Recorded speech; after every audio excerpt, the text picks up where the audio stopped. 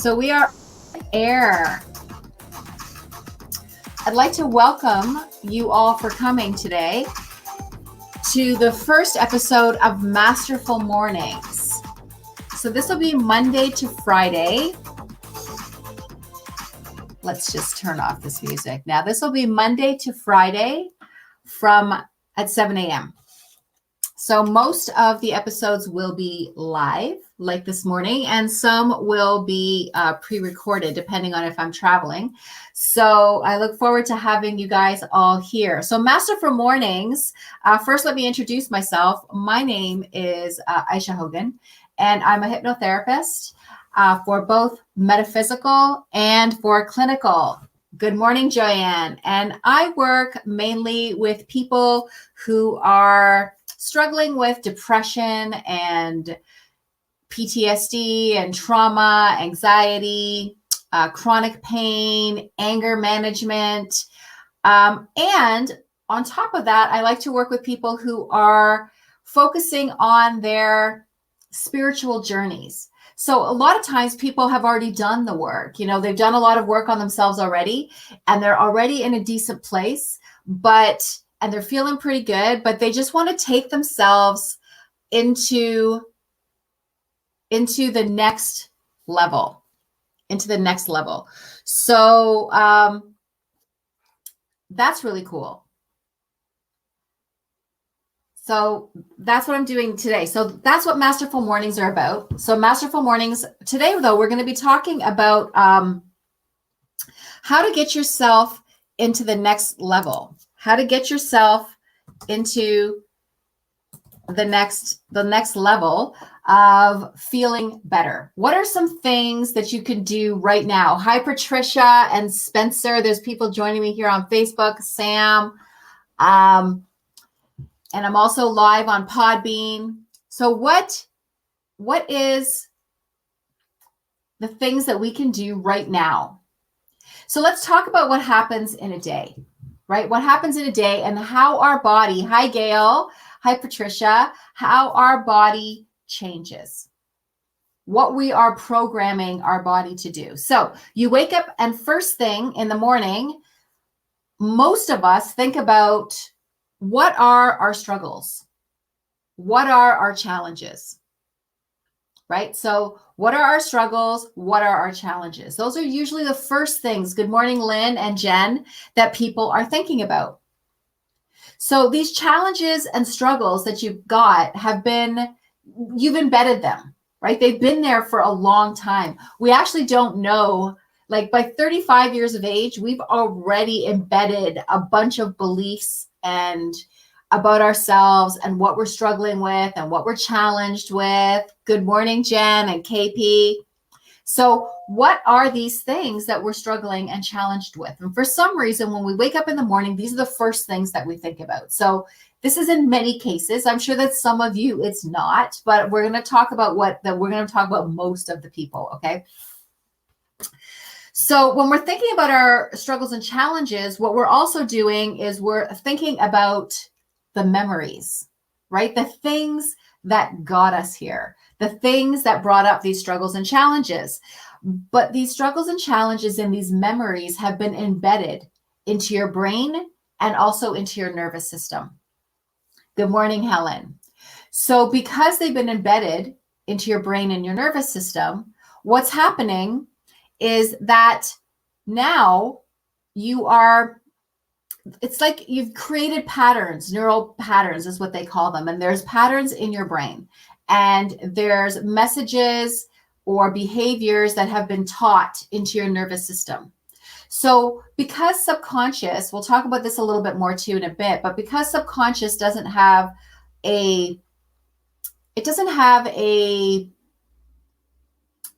the difference between past, present, and future. And because it doesn't know time. And because it doesn't know time, it thinks that everything is right now.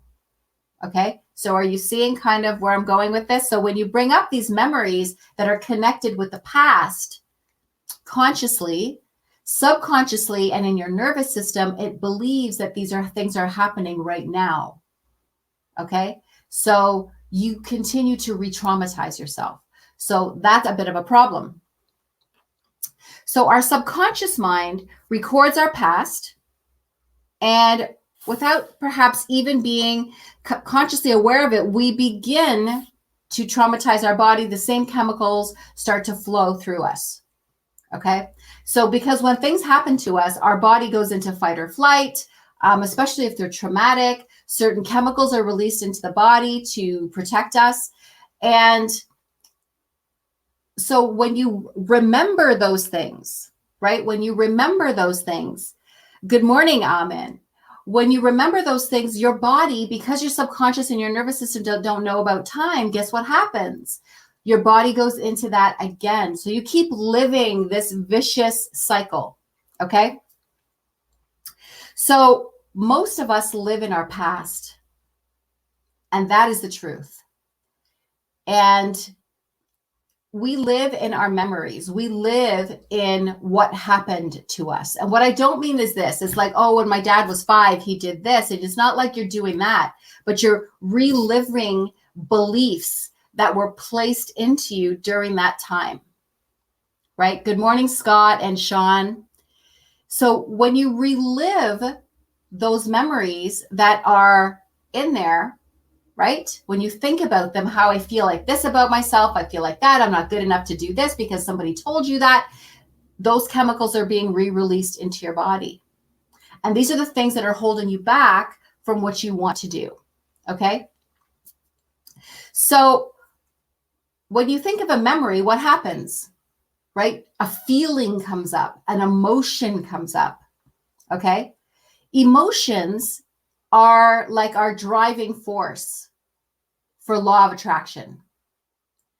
If I said, and I'm going to be really funny here, but if I said, oh my God, I'm going to be so abundant and triumphant in this world, I have no emotion when I'm saying this. There is really no message going anywhere, really. Okay. But if I drive it home, I am triumphant, and I believe this. I believe what I say, and I have emotion behind it. And I believe it just like I believe that I have an arm. If I believe it, then what ends up happening is my subconscious is now listening. But it doesn't mean that just because I'm having a positive emotion, it also hears me when I have negative emotions. Okay. I feel like crap. Nothing I do is good enough. Why do I always have no money? I'm so sick of this, right? So that comes with negative emotions. And our subconscious also hears that. So our emotions are I call it like our GPS, our guidance system, because it actually shows us where to go. All right. It sends the message the way that we want it to be sent. Our emotions also create our state of being. So, and I'm talking about our physiology as well as how we feel, right? So I can't sit up straight like this, throw my shoulders back, smile on my face and go, oh my God, I feel so depressed. It doesn't work. Okay. Usually when we feel depressed and we feel down, we're kind of stooped over, or, our head might be down a little bit, or we're not, our body is just not in a good physiology. All right. When we feel good, we're usually standing up straight, we're smiling, we're in a good place. That also affects our physiology, right? So our physiology affects our state of being. Okay. How we stand, how we sit, our posture. Okay. All of that, believe it or not, really does affect your state of being. So there's a few pieces in play here that you have to be aware of. Number one, you may be living in your memories. Number two, your physiology matters. Number three, your emotions, right? Your emotions and your feelings, because feelings come from your memories that then cause emotions, right? So these are the things that you want to be aware of. Good morning, Calvin and Jaspel. So what I'm saying to you here is that you have to start paying attention to your state of being. Now, we all have heard a lot about the law of attraction. And the interesting thing is people still come to me and they say, Aisha, I want you to teach me how to use the law of attraction because I don't know how to use it. Surprise, people, you've been using it since the moment you had a thought about what you wanted. Okay? So you are always using the law of attraction. There's never a time that you're not using it because you're making choices. You have emotions. You're wanting things, okay? You think things about yourself and about your environment. So everything that you've created in your life is because you have been using the law of attraction. But the interesting thing about this law is that we're not aware a lot of the times consciously that we're using it. So it's just like we know that we're breathing, but we don't think about breathing. Right? I don't sit here and go, okay, gotta take another breath. Okay, inhale. Now I'm gonna exhale. Like we don't think about it. Okay, it's just something that we do. We're not aware. We've done it since the first breath we've ever taken. So law of attraction is much the same.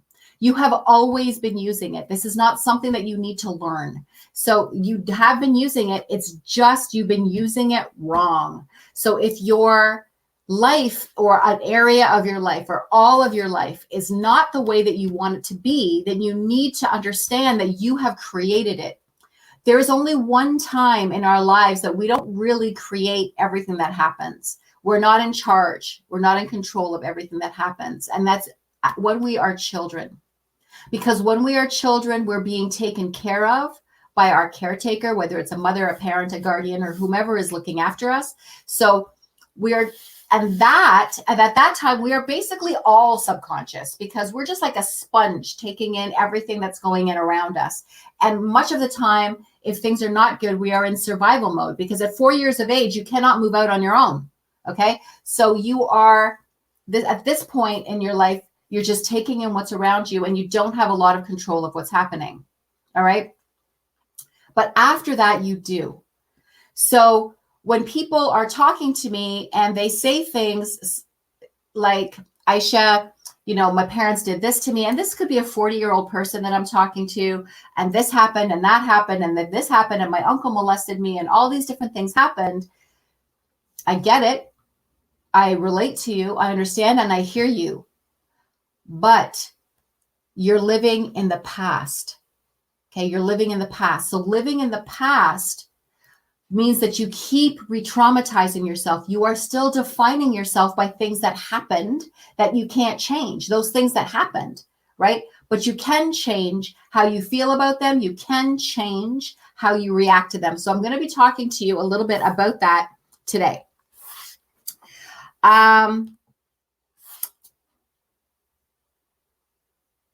So I just want to go through what I've made some notes here. So just want to make sure that I get everything for you. We live in a certain series of routines. So you get up in the morning. Good morning, Lori. We get up in the morning and you might get up. You might always sleep on the right side of the bed. You get up, you might take your dog out. Like this is what I do, right? So I get up out of bed. I sometimes I meditate in the morning. I go and I take my dog out. I come back in, I make my coffee, right? Got my coffee. Part of my new morning is going to be setting up, for Masterful Mornings. So I do this routine in the morning. And if I'm not careful about what I'm thinking and I'm doing this routine, all of a sudden I am on autopilot. I'm not a human being. I am a human doing. Okay. I am doing these recorded events, right?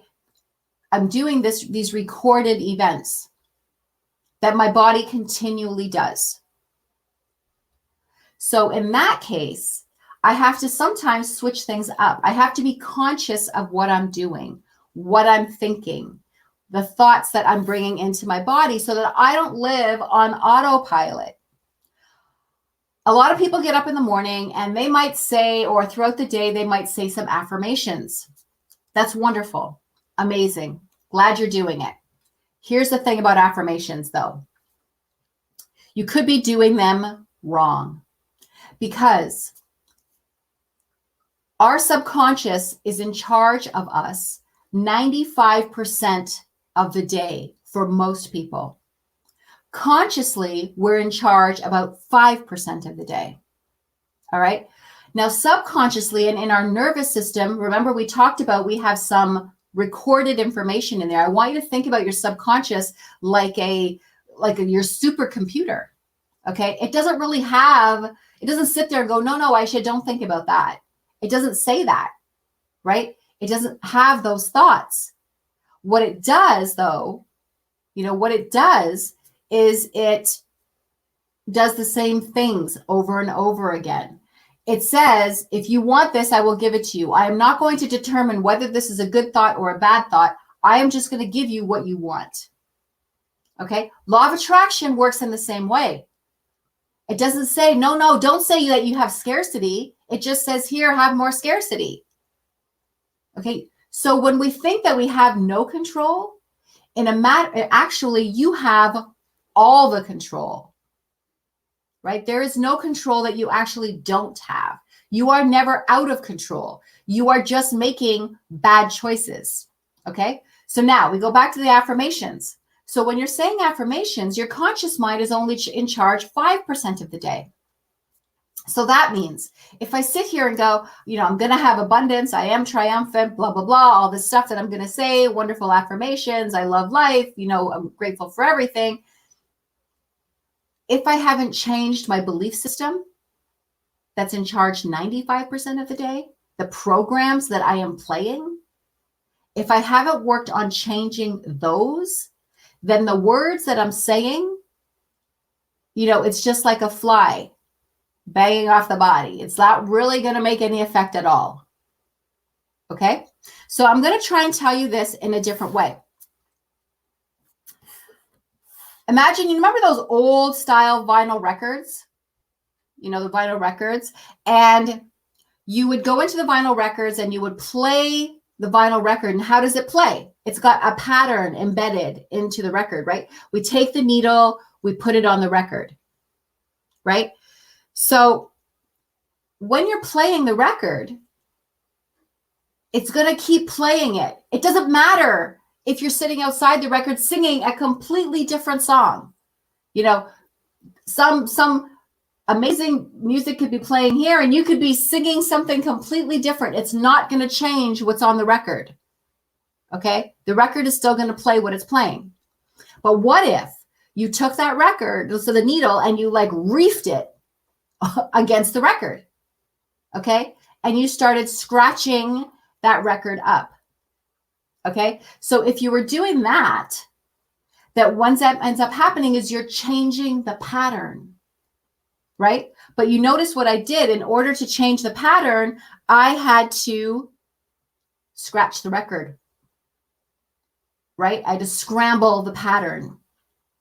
So sometimes you have to do something very different, very outrageous, really out there. When you are actually doing a recurring behavior, you need to do something completely different in order to change the programming, to send different messages to your nervous system, to send different messages. So what are some of the things that you could do? We're going to talk about that in a second too. So what we want to do is change the pattern.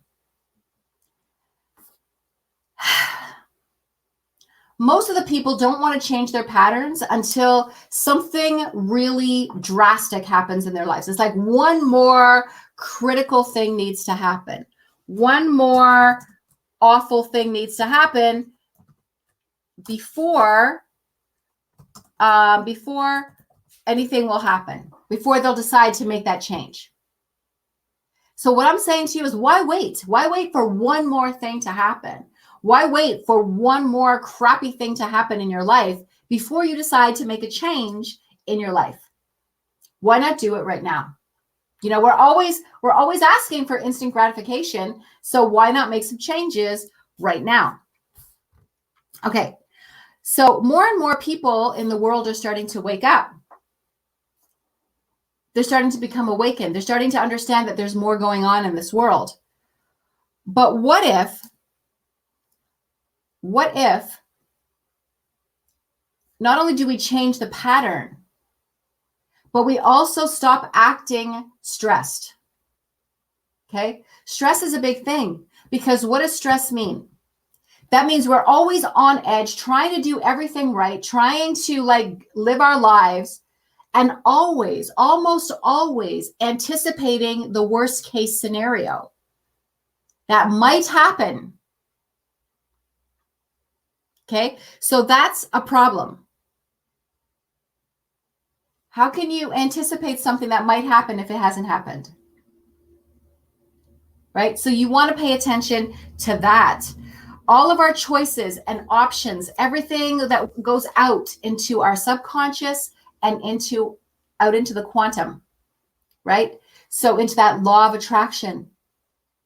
So we have to make sure that we make the proper choices and the proper decisions. So the first thing that I'm going to say to you is let's think of some things that you can do.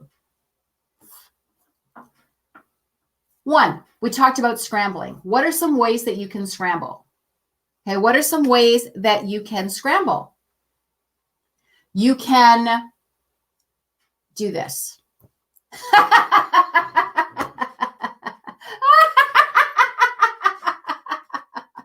If all of a sudden you're having a stressful moment and you just start laughing, right? You are scrambling the message. Okay? Because laughing is a wonderful energy, right? It's a good feeling for your body. It lets out different chemicals. So if all of a sudden you're doing something and you're stressed out, or you're living a memory in the past, or you're starting to feel an emotion you don't want to feel, what if you just started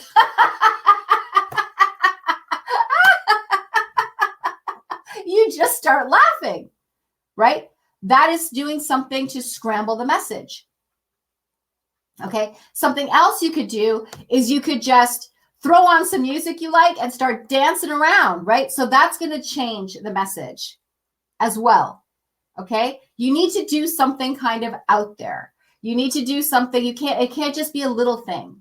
Okay. If you want to change these messages on your own, if you want to change behaviors on your own, then you need to start doing some outrageous stuff, right? You get up and you go, I love myself, and you give yourself a hug and you just do something outrageous, but you have to do it while the old behavior is occurring. So let's say you're starting to feel stressed or you're starting to feel down on yourself. That's when you have to do it, right? That's when you have to send that other message. So it's about understanding that. Okay, it's about understanding that message. The other thing, we've talked about the subconscious. Your body and your brain were meant to be, like, you're supposed to be the master, and your body and your brain are supposed to be the servant. Okay? But most people, most of humanity live differently. They are the servant to their body and their brain and all of the programs that they have put in there. So you have to become the master once again. So that means you have to do some things to change things up. I want you to think about it like bodybuilding. So sometimes there's short-term discomfort for long-term gain. So meaning, when you start bodybuilding, if you're not a bodybuilder and you start bodybuilding and every muscle in your body starts getting sore, right? Every muscle in your body is sore. So if every muscle in your body is sore, in a few months or a month down the road, those muscles won't be sore anymore. So you have this short-term discomfort for long-term gain. So if you can act very consciously and scramble some of those messages that you are sending to yourself that are making your body and your brain react in your state, your physiology react in a certain way, if you can change up those patterns a bit, scratch the record, do something outrageous, then that short-term discomfort of doing that is going to give you long-term gain. Okay, you're going to feel better in the long run. Okay, does that make sense to you guys? So pay attention to that. So one of the things you also need to do is that you need to know what you want. If I said to you right now, Patricia, Irene, anyone, know what you want. If I said that, can you come back with a very clear, concise answer for me? You need to know what you want. It's very important. It's your direction, right? You can't be just existing in the ether. Like, you need to have a map. You need to know where you're going. So where are you going? So my first thing to you is it's important to take pen to paper and just start writing out what you want. And don't be like, oh, I want to win $1 million. Okay, what are you going to do with that $1 million? Let's say you did get access to all this money. What are you going to do with it? How are you going to make an impact on your world? How are you going to make an impact on the world of the people around you? What are you going to do? What is it that you want to do with this life? What is your purpose? I know that I'm a catalyst, right? So that's my purpose, is to take people into their masterful selves. That is my purpose. What is your purpose? What is it that you want to do?